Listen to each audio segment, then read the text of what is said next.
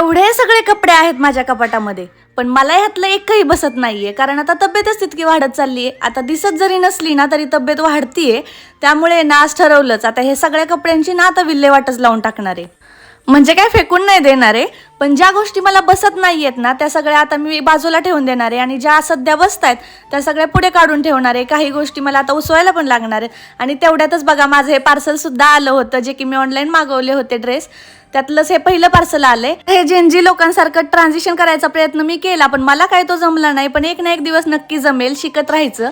हा dress wear केल्यानंतर तर इतका सुंदर दिसत होता. त्यामध्ये माझा बेबी बंप पण बघा तुम्ही, आणि स्ट्रेचेबल असल्यामुळे ना साईजचं पण टेन्शन नाहीये. त्यामुळे परत जरी वाढले ना अजून तब्येत तरी सुद्धा तो मला बसणारच आहे.